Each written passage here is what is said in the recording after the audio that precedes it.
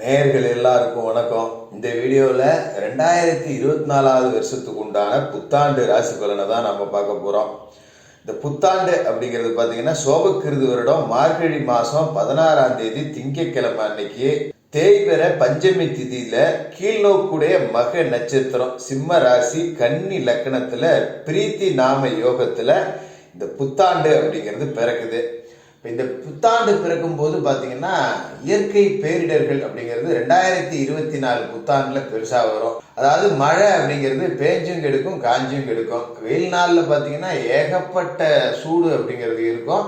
மழை காலத்துல ஏகப்பட்ட வெள்ளம் இயற்கை பேரிடர்கள் அப்படிங்கிறது வரும். உலக அளவில் முக்கியமான அரசியல் தலைவர்களுக்கெல்லாம் பெரிய பெரிய ஆபத்து அப்படிங்கிறதும் இருக்கு. இது எல்லாமே இந்த புத்தாண்டுல இருந்தாலும் மக்களை பெரிய அளவில் பாதிக்காத ஒரு புத்தாண்டாக தான் இருக்கும். ஏன்னா இப்போ கொரோனா பரவுது அப்படின்னு சொல்றாங்க, மறுபடியும் லாக்டவுனு அந்த மாதிரி இருக்கும்போதெல்லாம் நீங்கள் பயப்பட வேண்டியதில்லை. மக்களுக்கு பொருளாதார மேம்பாடு அப்படிங்கிறது நல்லாவே இருக்கும். காலசக்கரத்தோட லாபஸ்தானத்துல கும்பராசியில சனி பகவான் உட்கார்ந்துருக்காரு. காசு பணத்துக்கு பஞ்சம் இல்லாத ஒரு வருஷமா இருக்கும். வருட கிரகங்கள் அப்படின்னு பார்த்தீங்கன்னா குரு பகவான் மேச ராசியில பலமா இருக்காரு. சனி பகவான் கும்பராசிலையும் ராகு மீன ராசிலையும் கேது கன்னி ராசிலையும் இருக்காங்க. ஏப்ரல் மாசத்துல குரு பகவானோட பயிற்சி அப்படிங்கிறது இருக்கு. குரு பகவான் மேச ராசியிலிருந்து ரிஷபராசிக்கு போக போறாரு. இது எல்லாத்தையும் பொறுத்து ரொம்ப அற்புதமான ஒரு புத்தாண்டு பலன்களை உங்களுக்காக கணிச்சு கொடுக்குறோம்.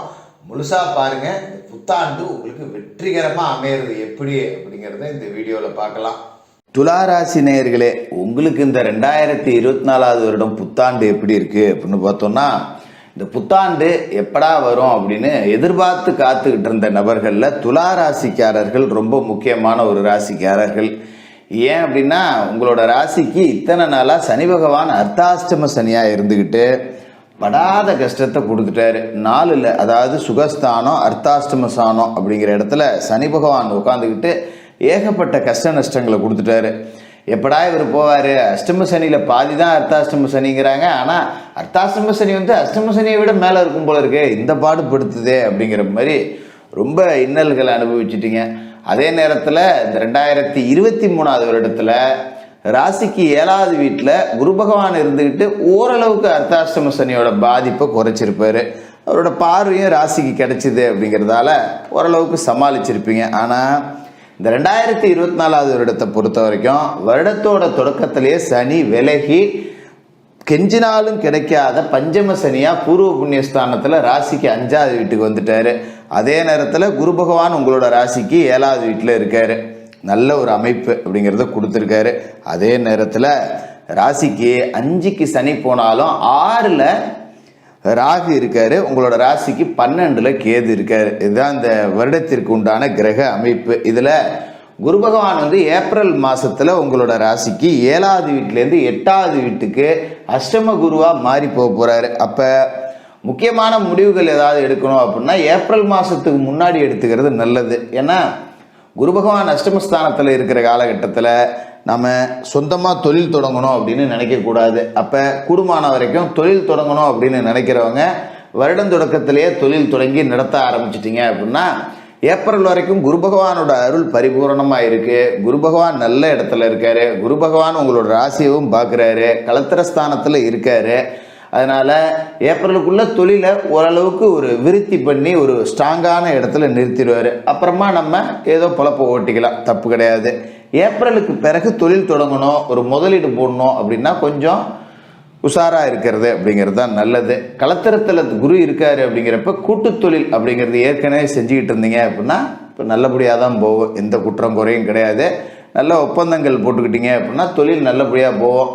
அஷ்டமஸ்தானத்துக்கு குரு போன பிறகு லேசாக அப்படியே தொழில் அப்படிங்கிறது மந்த நிலை அடையும். பெருசாக நஷ்டத்துக்கு வேலை கிடையாது. வர்ற லாபத்தில் 10 ரூபா குறையும். நம்ம ஒரு 10 ரூபா மிச்சப்படுத்த முடியல, ஏதோ வந்துச்சு போணுச்சு அப்படிங்கிற மாதிரி இருக்கும். அதனால பிரச்சனை கிடையாது. அதே நேரத்தில் 5ஆம் இடத்துல இருக்கக்கூடிய சனி பகவான் என்ன செய்வார் அப்படின்னா பூர்வ புண்ணியத்துக்கு உண்டான பலன்களை முழுசாக உங்களுக்கு கொடுத்துருவார். இதான் பஞ்சம சனி செய்யக்கூடியது. 5க்கு சனி வராரு அப்படின்னாலே நம்ம முதல்ல செய்ய வேண்டியது குலதெய்வ பிரார்த்தனை. ஏன்னா பூர்வ புண்ணிய அருள் கிடைக்கணும் அப்படின்னா குலதெய்வத்தோட அருள் இல்லாமல் எதுவுமே நடக்காது. அப்போ இத்தனை நாளாக குலதெய்வம் தெரியாதவங்க கூட எப்படியாவது தேடி கண்டுபிடிச்சி குலதெய்வ கோவிலில் போய் மறக்காமல் பிரார்த்தனை பண்ணுங்க. குலதெய்வம் தெரியாதவங்க இஷ்ட தெய்வத்தை பிரார்த்தனை பண்ணலாம். இல்லைன்னா வசிக்கக்கூடிய இடத்துல எல்லை தெய்வங்கள்னு இருக்கும், அதை வணங்கலாம், தவறு கிடையாது. ஏன்னா சில பேர் குலதெய்வம் தெரியாமல் இருப்பாங்க.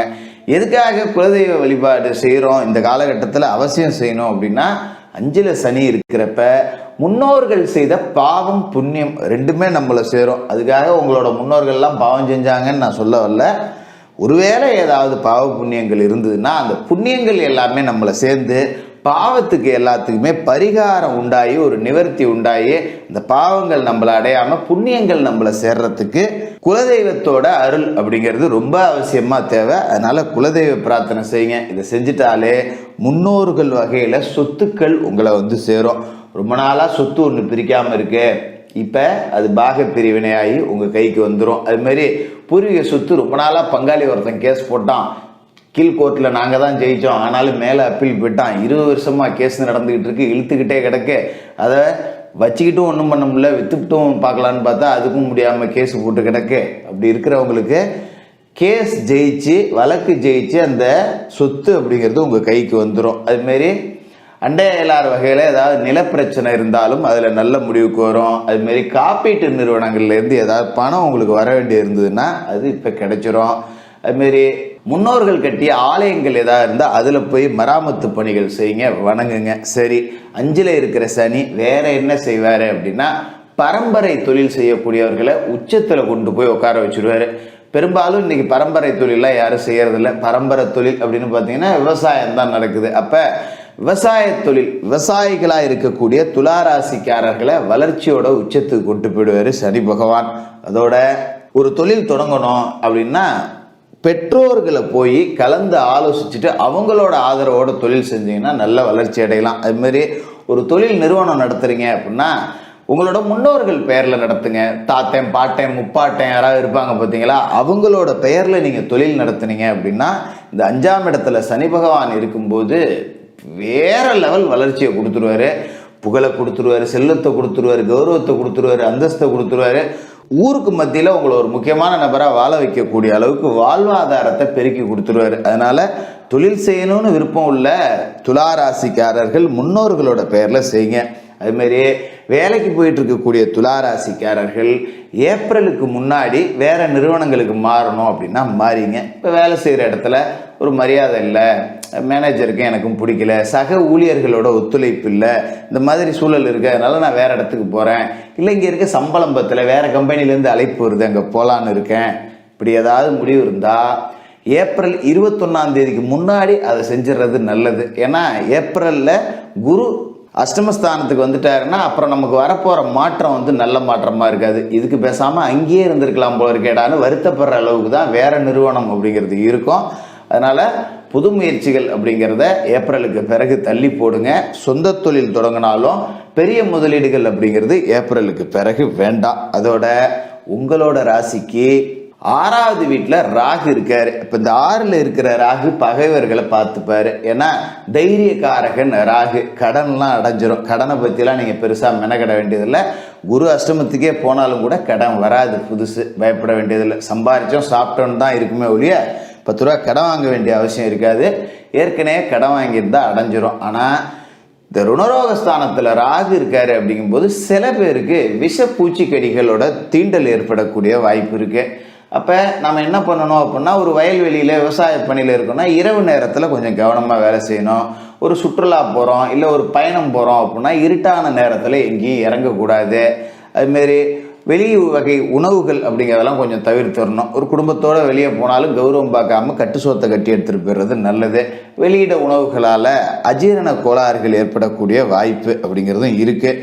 அதோட ராசிக்கு 12வது வீட்டில் ஞானகாரகன் கேது இருக்காருங்கிறதால குடும்பமான வரைக்கும் ஆலய கட்டுமான பணிகளுக்கு உங்களால் முடிஞ்ச உதவிகளை செய்யுங்க. இப்போ ஊரில் தெருவில் ஒரு கோவில் இருக்குது, ஒரு கும்பாபிஷேக வேலை நடக்குது, ஒரு தீமிதி போடுறாங்க, இல்லை வேறு ஏதாவது ஒரு கோவிலுக்காக ஒரு ஜாமான் வாங்கணும், இந்த மாதிரி ஏதாவது உங்ககிட்ட உதவி கேட்டால் செஞ்சுருங்க, தப்பு கிடையாது. அதால் நிறைய பலன்கள் அப்படிங்கிறது உங்களுக்கு இருக்கும்.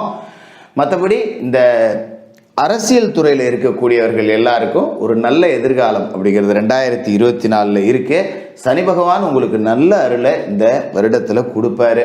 தினமும் குளிச்சு முழிவிட்டு விநாயகர் வழிபாடு செஞ்சுட்டு உங்களோட வேலைகளை தொடங்குங்க.